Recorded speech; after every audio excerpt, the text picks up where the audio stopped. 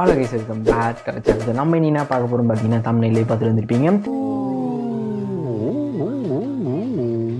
அது இன்றைக்கி என்ன பார்க்க போகிறோம் பார்த்தீங்கன்னா இப்போ நான் என்ன உங்கள்கிட்ட சொல்கிறது, ரொம்ப நாளாக பார்த்தீங்கன்னா அந்த ஸ்கேம் வீடியோ போட்டு எனக்கே பார்த்தீங்கன்னா ஒரு மாதிரி இருந்துச்சு. எப்பவும் போல் நம்ம பழைய செக்மெண்ட்டுக்கு போயிட்டு பார்த்தீங்கன்னா பிசி பில் பண்ணலாம் அப்படின்றதுனால இந்த வீடியோ பார்த்தீங்கன்னா ஒரு பிசி பில் பண்ணலாம் அப்படின்னு தோணுச்சு. பிசி பில் பண்ணலாம், பட் பட்ஜெட் பார்த்தீங்கன்னா நம்ம வியூவர்ஸும் யாரும் பார்த்தீங்கன்னா பட்ஜெட் யாரும் கேட்கல. பட் நானும் என்ன பட்ஜெட்டில் பண்ணலாம் அப்படின்னு யோசிச்சுட்டு இருக்கும்போது லாஸ்ட் வீடியோவில் ஒரு இது சொல்லியிருப்பேன், 80K அந்த மாதிரி சஜஸ்ட் பண்ணுங்க அப்படின்ற மாதிரி நான் சொல்லியிருப்பேன் அந்த லாஸ்ட் வீடியோவில் எண்டில். அதனால் பார்த்தீங்கன்னா அந்த 80K பிசி பில் பண்ணலாம் அப்படின்னால ஒரு சூஸ் பண்ணேன். ஸோ அதனால் பார்த்தீங்கன்னா இன்றைக்கி ஒரு இன்டெல் ப்ராசஸர் வச்சு பார்த்தீங்கன்னா பிசி பில் பண்ண போகிறோம். தொடர்ந்து வீடியோ பாருங்கள், ஸ்கிப் பண்ணாமல் பாருங்கள். அண்ட் பிடிச்சிருந்துச்சுன்னா நம்ம சேனல் மறக்காமல் சப்ஸ்கிரைப் பண்ணிட்டு அண்ட் இந்த மாதிரி பிசி பில் பண்ண நினைக்கிறேன் உங்கள் ஃப்ரெண்ட்ஸ் கூட ஃபேமிலிக்கும் அந்த வீடியோ மறக்காமல் ஷேர் பண்ணி விட்டுருங்க. சரி, வாங்க வீடியோக்குள்ளே போகலாம்.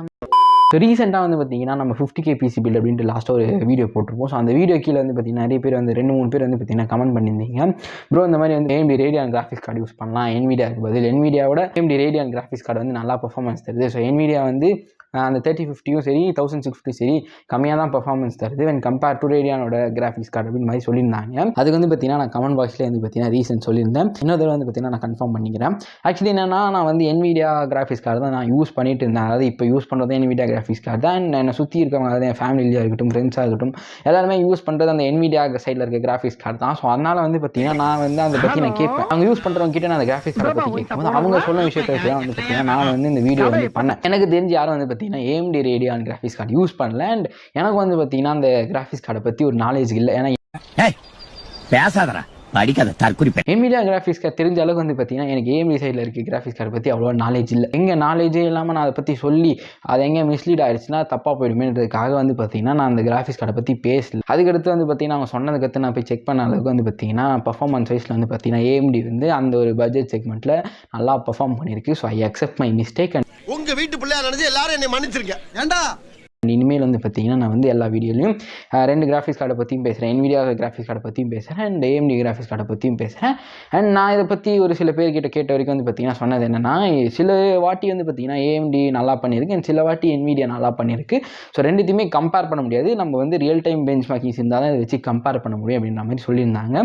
ஸோ அதனால் பார்த்தீங்கன்னா எனக்கு தெரிஞ்ச அந்த பட்ஜெட் செக்மெண்ட் வச்சு பார்த்தீங்கன்னா நான் இன்றைக்கி ஒரு சஜஷன் தரேன். பட் இது பார்த்தீங்கன்னா எனக்கு ஒரு லேர்னிங். நான் வீடியோவில் பேசின ஒரு தப்பான விஷயத்தை பார்த்தீங்கன்னா நீங்கள் சொல்லியிருக்கீங்க. தப்பான விஷயம் இல்லை, நீங்கள் ஒரு ஆல்டர்னேட்டிவாக ஒரு விஷயத்தை சொல்லியிருக்கீங்க. ஸோ அதனால் பார்த்தீங்கன்னா இது எனக்கு ஒரு ஹெல்ப்ஃபுல்லாக இருந்துச்சு அண்ட் எனக்கும் அந்த நாலேஜபிளாக இருந்துச்சு அண்ட் நம்மளோட பார்க்குற வியூவர்ஸ்க்கு பார்த்தீங்கன்னா நாலேஜபிளாக இருந்துச்சு. ஸோ அதனால் பார்த்தீங்கன்னா அதை பார்த்து நான் பார்த்தீங்கன்னா இனிமேல் பார்த்தீங்கன்னா திருத்திக்கிறேன். ஸோ அதனால் thanks for saying it. And இனிமேல் பார்த்தீங்கன்னா நான் பேசுறதுலாம் தப்பு இருந்துச்சு, இல்லை உங்களுக்கு என்ன மாற்றுக்கிறதுக்கு இருந்துச்சுன்னா அதையும் கீழே கமெண்ட் பாக்ஸில் கமெண்ட் பண்ணுங்கள், தாராளமாக அக்செப்ட் பண்ணிக்கிறேன். விஷயத்தை பற்றி நான் பேசணும்னு ஆசைப்பட்டேன். ஸோ அதனால் பேசிவிட்டு ஃபஸ்ட் எடுத்தோடனே பார்த்தீங்கன்னா ஆல்ரெடி சொன்ன மாதிரி இன்டெல் i7 ப்ராசஸர் தான் பார்த்தீங்கன்னா சூஸ் பண்ணியிருக்கோம். இன்டெல் i7 13,700K ப்ராசஸர் தான் சூஸ் பண்ணியிருக்கும்.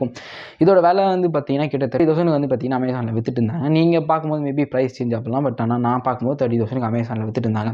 அண்ட் நெக்ஸ்ட் பார்த்தீங்கன்னா இதில் எவ்வளோ கோர் இருக்குன்னு கேட்டிங்கன்னா 16 கோர் இருக்குது. அண்ட் நம்மளோட ஆஸ் யூஷுவல் நம்ம இன்டெல்லில் என்ன பண்ணுவாங்கன்னா 16 கோர்ஸில் அந்த மாதிரி பார்த்தீங்கன்னா 8 எஃபிஷியன்சி கோர்ஸ் அண்ட் 8 பார்த்தீங்கன்னா பர்ஃபார்மன்ஸ் கோர்ஸ் பார்த்தீங்கன்னா வச்சிருக்காங்க இந்த ஒரு ப்ராசஸில்.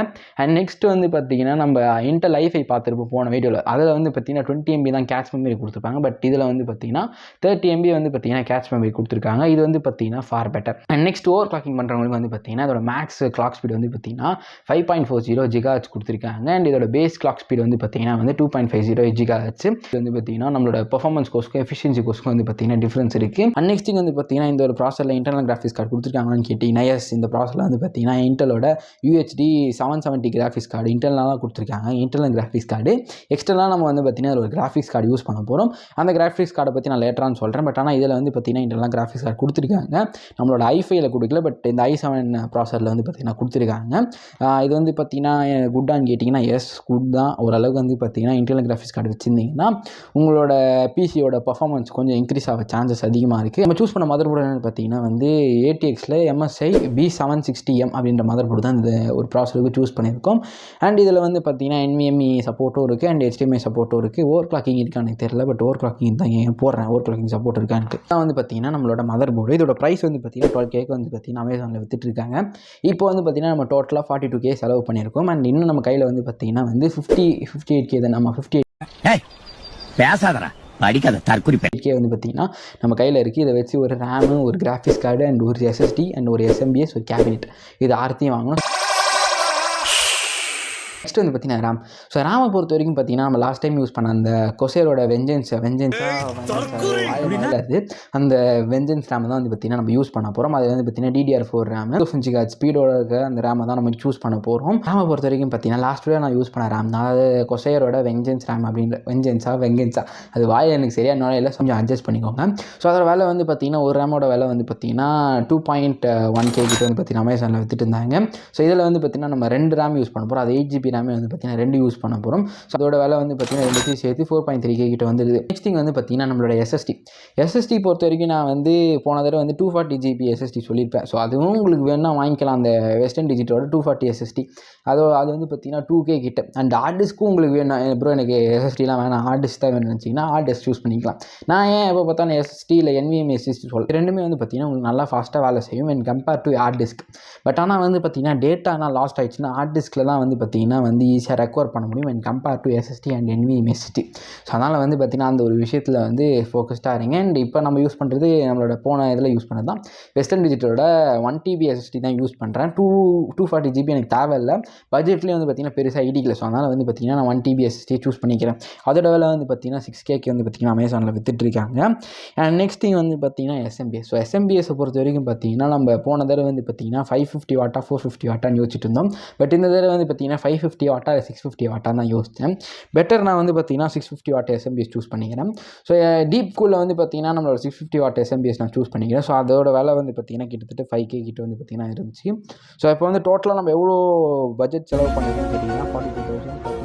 நெக்ஸ்ட் திங் இதோட கேபினெட்டை பொறுத்த வரைக்கும் நம்ம லாஸ்ட் டைம் யூஸ் பண்ண அந்த ஆண்ட் eSportsோட கேபினெட் சூஸ் பண்ணலாம்.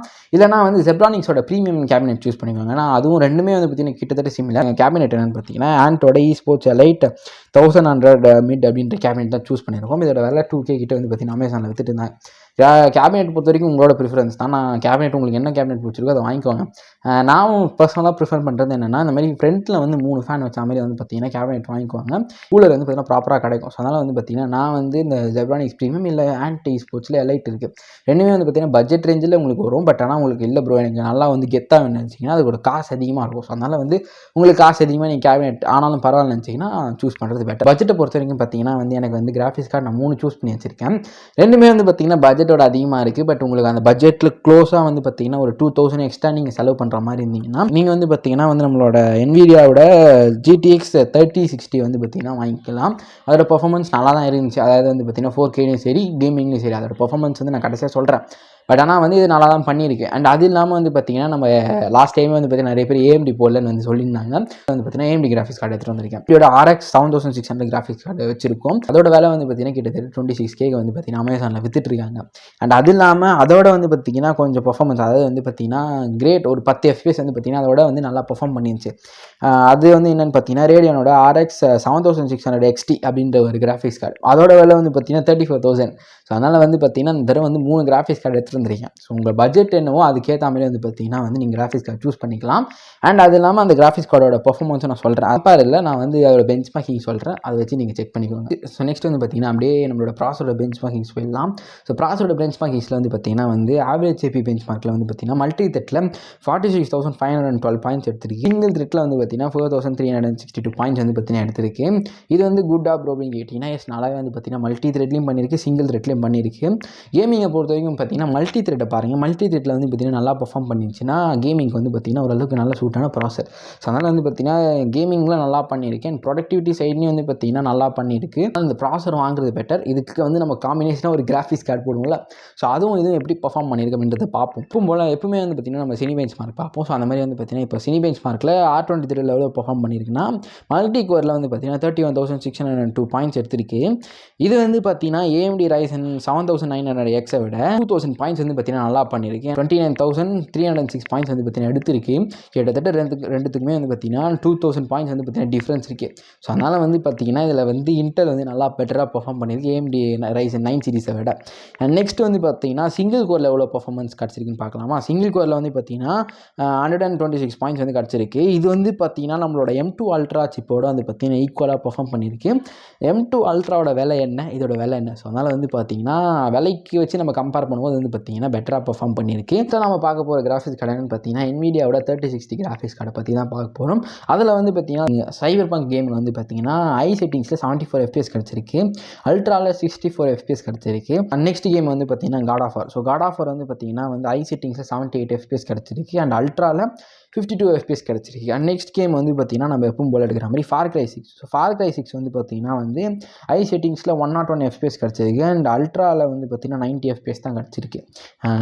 FPS வந்து பார்த்தீங்கன்னா ட்ராப் ஆகிருக்கு. GTA 5 வந்து பார்த்தீங்கன்னா ஐ செட்டிங்ஸில் 97 FPS எடுத்திருக்கு அண்ட் அல்ட்ராவில் வந்து பார்த்தீங்கன்னா 81 FPS எடுத்திருக்கு. ஸோ இதான் வந்து பார்த்தீங்கன்னா நம்மளோட NVIDIAவோட 3060யோட கேமிங் பெஞ்ச்மார்க். இது வந்து பார்த்தீங்கன்னா நம்மளோட NVIDIAவோட 3060யோட பெஞ்ச்மார்க்கிங்ஸ்.